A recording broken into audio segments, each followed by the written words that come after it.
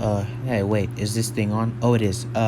Hey guys, this is editor agent here, and I just wanted to inform you that we have a new goal, and the new goal is 1,000 subscribers by the end of the year. Yeah, I know it's a big goal from where we're at right now, but I believe in you, and you, the viewer, yeah, you. If you look down slightly, yeah, keep looking more. You see that? Yeah, that's the subscribe button. If you press it, you'll get notified about my videos and content. And every time I post, you will know about it. So yeah. And if you press the like button, you will show even more people about this spectacular content that you so love and enjoy. And also, just a random fact on the screen. There's just, new content that's going to come out when we reach 1,000 subscribers. I'm totally not spoiling anything, of course. But yeah, you know, editor editor agent, I guess, is probably writing some stuff on the screen. If he is, make sure you don't pay attention to it. Yeah, don't worry about it. I am not a sellout, by the way, so yeah, don't worry about what it says on the screen. Just completely ignore that. But yeah, I've wasted your time enough. Unless you didn't do it. If you didn't do it, I'll wait. No, but like seriously, do it. Okay, so you probably did it by now. Back to your regularly scheduled program. What's up, guys? It's Agent What If, and I'm back with a new and exciting What If. This is What If Deku had the sharingan. I'm sure you've heard of it before, but I'm just wanted to give it a shot. I mean, it's a good What If. What can I say? But anyway, without any further ado, make sure to hit the like and subscribe buttons. But that's enough self-promotion. Let's get into the video. So we start the video off with Izuku being born. Izuku, like most other people in his family, didn't display any abnormal qualities. He was just a regular child. Most people in Izuku's life really didn't have quirks, especially on his mother's side. One of the only people that he actually get to see a lot that has a quirk is his dad, right? Like, besides just other people. His mother's family is very, very, very distinctly known for its lack of quirks. So, yeah. And naturally, this made Izuku get bullied because of the fact that, well, his family is notoriously known for not having quirks. Like, let's say, for instance, the percentage of people who don't have quirks is like 2-3%. Like, almost every single person in Izuku's family, or I guess you could say clan, does not have a quirk, right? From his eldest clan leader to all the way down to him, right? Like, from generations and generations. And it's just notoriously known, right? So no one, basically, most of the time in his parents' side, don't have quirks, right? The only quirk is just a small, very trash ocular, like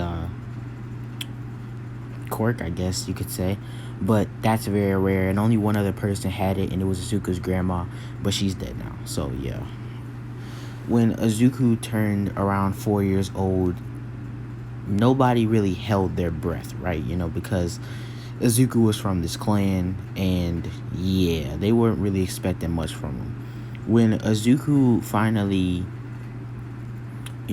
turned 4 on that day, his dad was watching him very, very closely, and nothing much really happened. I mean, like, nothing happened. No, Izuku didn't show any abnormal qualities. And that day at school, when he went to school that day, his father, looked at him, and Izuku didn't really like that look that his father gave him. It kind of made him sad. When Izuku got to school, naturally he was bullied just every day in general because of the fact of his family line, especially on this day because of the fact that all of the other children mostly were getting quirks. And to know that Izuku had no chance even from the beginning. Izuku always hated that he was from this clan. It was like he had a disadvantage from birth, which he did.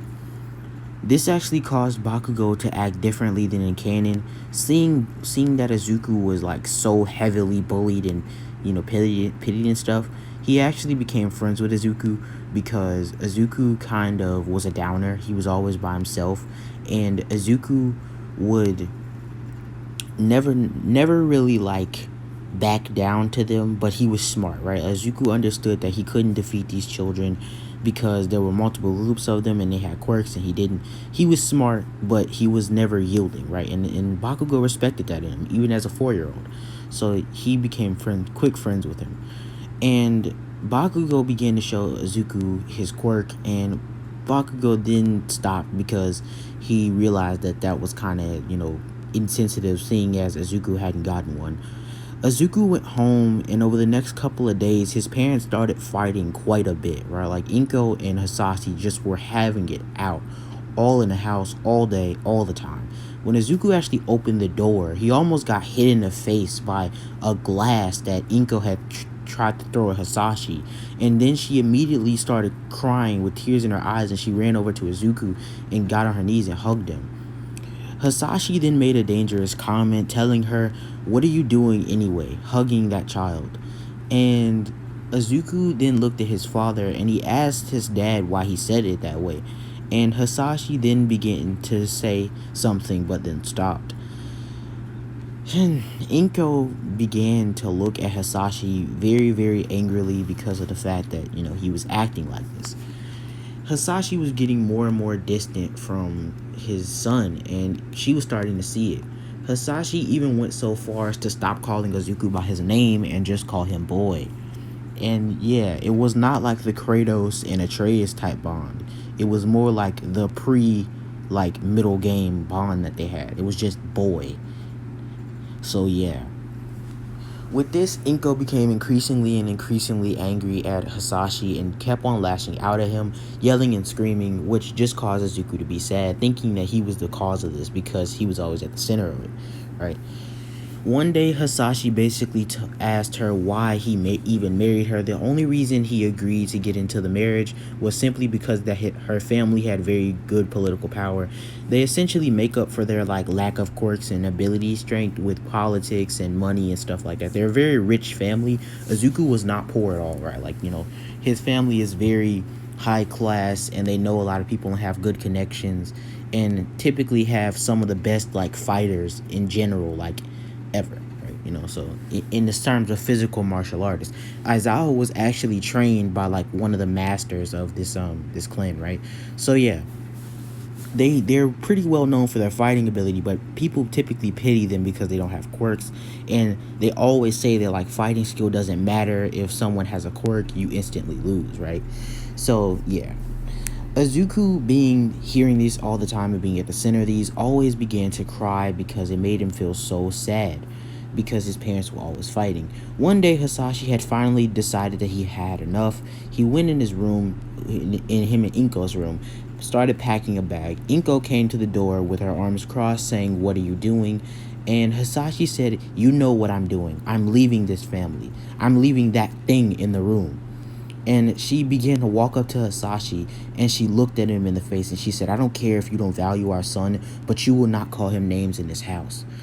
And Inko began to kind of intimidate Hasashi a bit, because Hasashi didn't never try to do anything to Inko, because Inko is a master of the style of martial arts that they know. So Hasashi is nowhere near trained enough to take her on in combat. She would lay him out to such an extent that he would be more folded than a deck of cards. So yeah, Hasashi didn't even attempt it, right? He just took his L and left, right?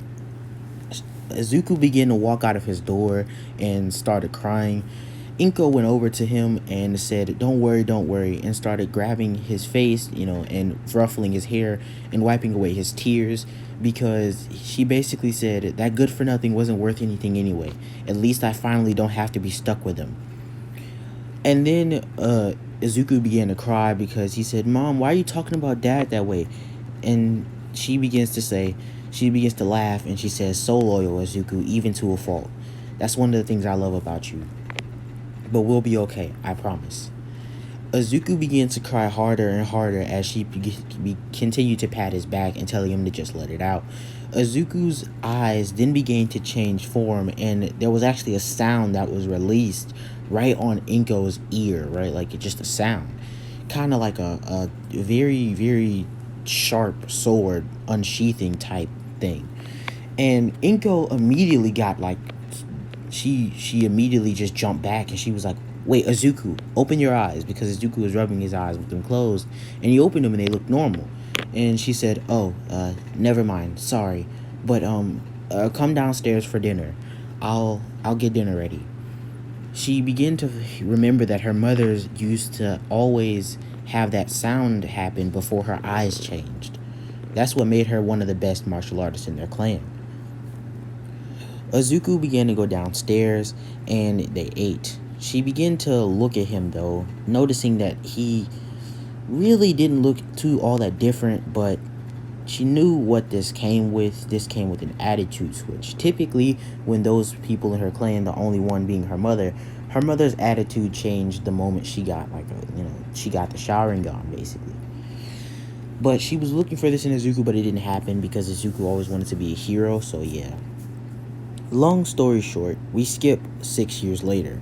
6 years later, when Izuku is 10, he has Bakugo over, and Bakugo begins to talk as brashly as he does.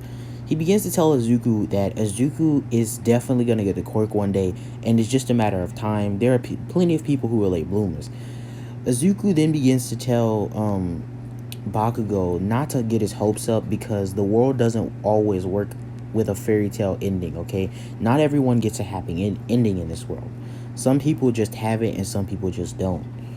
Izuku then looks down after saying this, and Bakugo touches him on the shoulder and then basically says, "Don't worry, I'm sure it's on its way. It just hasn't gotten here yet." And Izuku then got sad, and Bakugo then said, "Bet, I know what'll cheer you up." And Izuku then says, "What?" And Bakugo says, "Your favorite thing." And Izuku then says, "My favorite thing? What is that?" And Bakugo then says, "Geez, you're dense.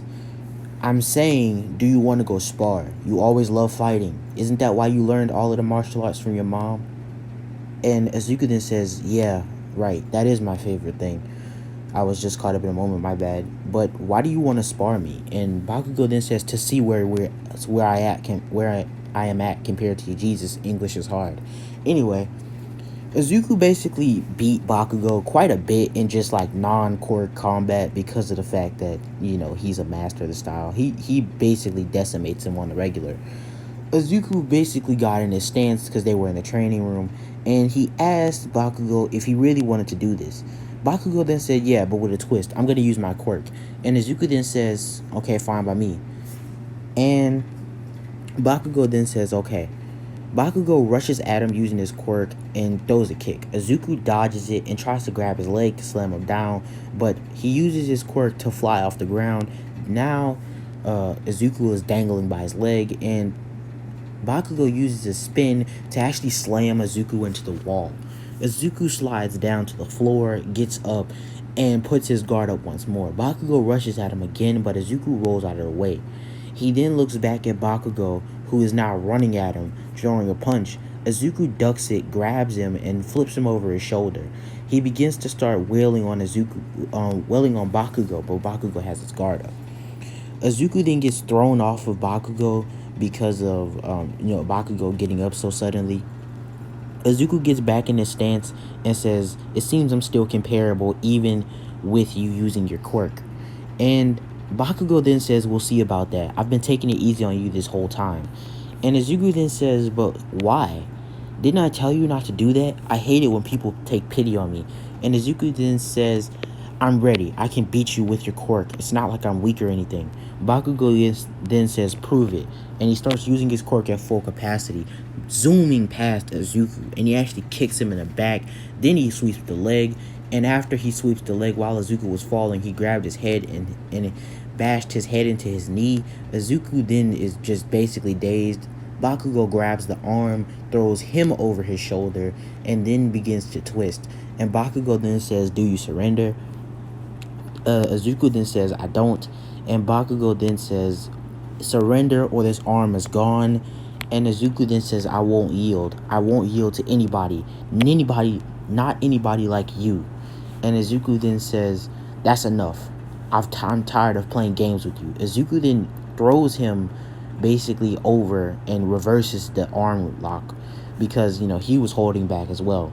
Izuku then says, "Now surrender or your arm is gone." Bakugo then says, "I have just as much determination as you. I won't surrender." Izuku then says, "Surrender now or your arm is gone." And immediately his voice gets higher. And Bakugo looks up at him to see that his eyes have changed into one Tomoe Sharingan. Izuku then basically says, "I'm sorry about that." And he lets go of Bakugo. And Bakugo then says, "Izuku, your eyes." And Izuku goes over to a mirror and sees this. And he says, "What's going on? Why do my eyes look like this?" And his mother comes running down the stairs because she actually saw what happened on the cameras, because she has cameras in there, but she was cooking, so she wasn't paying attention. She just thought they were sparring. When she heard Bakugo start using his quirk at full capacity, she began to run down the stairs. Izuku turned around to see his mother, and his mother saw his eyes, and she said, "Izuku, you have a quirk?" And Izuku then says, "Yeah, Mom, apparently. I just got it, I think." And she says, "So you are special, like your grandmother?" And Izuku then says, "I guess so.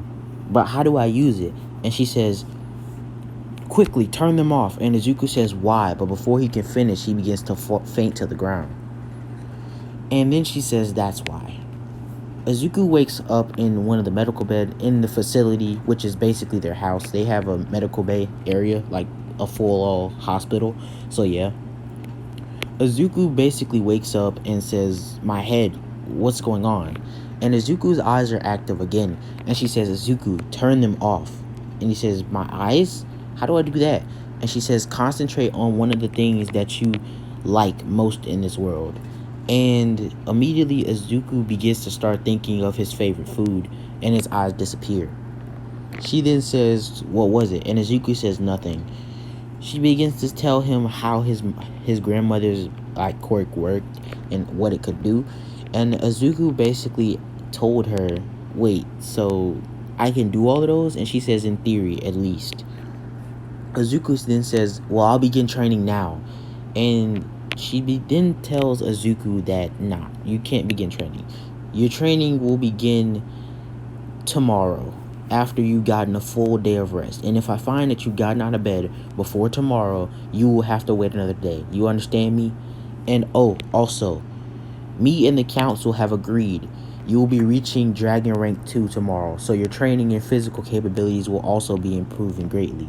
Izuku then begins to smile on his face, and Bakugo, being quite confused at what Dragon Rank 2 means, she then basically says that it's essentially the second lowest form of advanced mastery in their taijutsu. Bakugo then looks with a very wow, okay, kind of face, and nods his head. Izuku then closes his eyes, trying to go to sleep as fast as possible to make the day pass sooner. And then that's when we seamlessly transition into 5 years later. Izuku and Bakugo are sparring, and Izuku's eyes have now grown from one Tomoe to two Tomoe. Izuku is now much faster than Bakugo, being able to keep up with all of his movements easily. Bakugo is getting absolutely dismantled with a punch to the gut, then an uppercut, then a sweep to the leg, a grabbing his face, and then throwing him down. Bakugo then gets up using a kickflip and begins to start throwing hands at Izuku. Izuku starts dodging easily like Neo from the Matrix, and then he begins to put Bakugo in arm locks, and he even starts knocking down Bakugo's legs and punching him in the face. Bakugo is just not even being able to do anything. Bakugo thinks that activating his quirk will let him win, so he does so. But Izuku is not at all having it. Bakugo speeds at him, but this time Izuku grabs his leg, slams him down, grabs both of his arms, put his arms behind his back, and puts his foot on Bakugo's back and starts pulling on his arms. He says, "Do you yield?" Bakugo then says, "Yes." And Izuku then lets go of him, falling to the ground, and starts laying on his back and deactivates his Sharingan. Then Bakugo starts wondering why exactly he can't beat Izuku anymore. Those days of when he could beat Izuku are over. And Izuku then says, yes, they are. They've been over for a long time and will continue to be over. Bakugo then says, one day I'll beat you, because just because you have those eyes doesn't mean you're better than me. And Izuku says, of course not. But I welcome your challenge. It keeps me on my toes. Bakugo then informs Izuku if he's gonna go to hero school or not. Izuku then says, "What do you mean? Of course I am. That's what we've wanted to do the entire time. I already applied." And Izuku then tells Bakugo, "Where did you apply?" And Bakugo then says, "The same place you applied." And Izuku then says, "Again, stop using mysteries. Just answer the question." And Bakugo then complains about how dense Izuku is anyway, and moves on and saying, "I applied to UA, just like you, I'm guessing." Izuku then says, "Of course I'm applying to UA. Why would I waste my talents anywhere else?" Bakugo then says, "Yep, that's the attitude change." Izuku then doesn't really care about the comment and continues, laying down on the ground. Izuku then says, "This is going to be a long 10 months. And Bakugo says, "Not with the way we train." And we actually do like a kind of montage of Izuku and Bakugo training. Izuku starts teaching Bakugo over the 10 months, who has amazingly tremendous physical skill and talent. Starts teaching him advanced rank mastery of the White Lotus style of taijutsu, which is essentially a really, really, really, really low rank. White Lotus has a lot of ranks, and the best of the best can easily like dismantle people with touches and stuff, like with small little touches and stuff. Like, it combines boxing, like all type of martial arts. It's basically everything combined into one, and the most effective or highest rank is where you do nerve strikes. Izuku has reached Dragon Rank 4, which means he's almost at half. Dragon Rank 10 or Dragon Rank X is the highest level. He begins to teach Bakugo Dragon Rank 1, and we see Izuku and Bakugo basically behind a tree in the backyard, going through forms and practicing while saying Kia. And yeah, they're basically practicing. Bakugo begins to get the hang of it, but is slowly getting there. We then skip to the halfway mark where Izuku is essentially almost done with his training, getting Bakugo to Dragon Rank 1. Izuku then comments on Bakugo's amazing physical potential and talent, because it took Izuku at least around 20 to 30 days to even master just one. Bakugo then begins to say, "How is that a compliment if it took me 5 months?" Bakugo then says, "For most people it takes them 5 years." And then Bakugo says, "Oh yeah, okay, that is an accomplishment." And Izuku begins to say also, because of the fact that you've never done this before. You only know most typical martial arts. You've never done White Lotus style taijutsu. So for you to pick this up so fast is amazing. You really have some natural talent." Bakugo then says, "Well, I know." And Izuku then pats him on the head, saying, I'm still your sensei, so don't get smart with me. Back to your form, student." And then we skip to the 10 months in, on the day before Izuku and Bakugo go to their applications for UA and go for their tests. Izuku then tells Bakugo that his training has been completed. He is now a Dragon Rank Master 1. Bakugo then says, "Thank you, Master," and gets off of his knees and then bows to Izuku. Izuku says, "We're friends, it doesn't really matter. The only last important part is this." Bakugo then says, "What?" and Izuku punches him in the gut as hard as he possibly can, which knocks the wind out of Bakugo and sends him on his back and in quite a bit of pain, even some bruising. Izuku then says, "Now you are Dragon Rank Master 1. Bakugo then says, "What did you do that for?"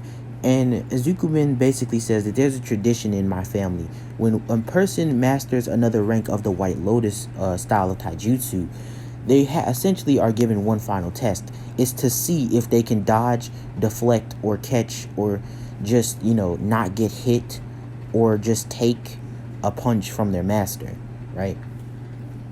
And if you can't, it still means you have a long way to go. If you can, you immediately move up to rank 2.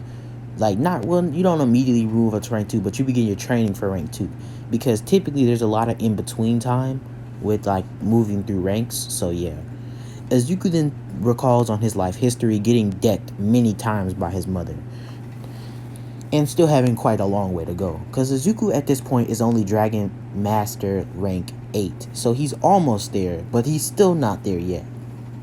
Izuku then tells Bakugo that with that, this is concluded, and to go get some rest and go home because tomorrow they have a big day. Bakugo groans, slowly getting up, asking for help, while Izuku walks away, telling him no one else is going to help you in the real world, so get up yourself. He then closes the door, and Bakugo's hand falls down as he begins to groan more. We then skip to the next day as Izuku and Bakugo are walking up to the UA gates in their uniforms. The gates open and Izuku begins to walk through. Bakugo, by his side, begins to say, it's not as good as I expected. This is nothing compared to your house, Izuku. And then Izuku then says, Bakugo, you do realize that my family is one of the richest families in Japan. And then Bakugo says, still, this is supposed to be a good hero school.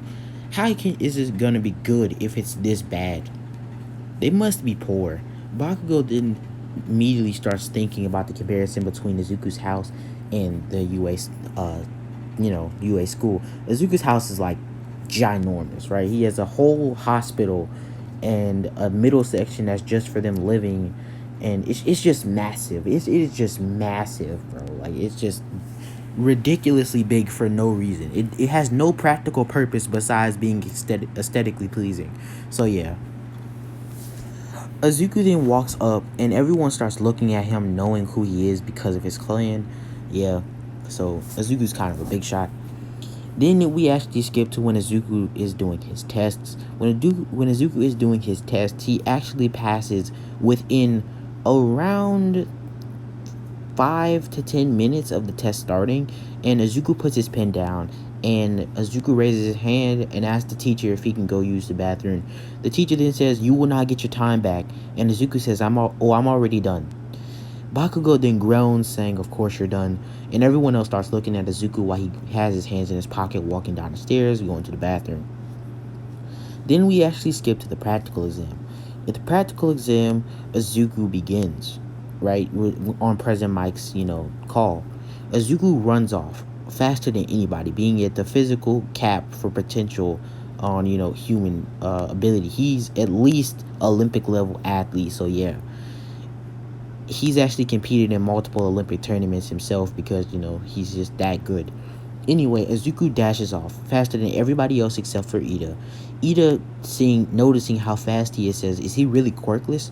Izuku runs up to a robot, and the robot swings at him. Izuku grabs the robot's arm, lifting it up, and he basically pushes his fingers into the robot's joint and rips its arm off. After this, he uses its leg to stab it completely through. Izuku then says, pulling the arm out, this will be a good tool. Izuku then starts running, absolutely destroying all of the robots in his path and immediately racking up points. Izuku, using his sharingan, easily evades movements from other people around him trying to compete for the same robots he is, and also the robots themselves. Izuku then sees the 0-pointer and says, that is not an obstacle I can defeat at the moment, but I will give it a shot once I'm strong enough to do so. He begins to run back with everybody else. In this timeline, no one actually got stuck and no one needed to be saved, so Izuku was just running back with the rest of all the other UA students. At the end of the exam, Izuku was walked up upon by Aizawa, and Aizawa actually comments saying, so, you're Dragon Master 8 in White Lotus style taijutsu, but you're so young. Izuku then says, you forget, my mother is the heir to the clan, of course she taught me how. Aizawa then bows to Izuku, and Izuku basically has a smile on his face, patting his head, saying, you don't need to do that, Mr. Aizawa. I'm not anybody here. I'm just another student trying to be a hero. And right now, you have more experience in that area than me, so I really should be the one bowing to you. And Izuku does that. Aizawa then actually goes from his bland face to a smile, saying, I guess you're right. And with that is the end of the practical exam. But I think with that, I'm going to end this episode because it's probably long. I don't know. I'm not sure.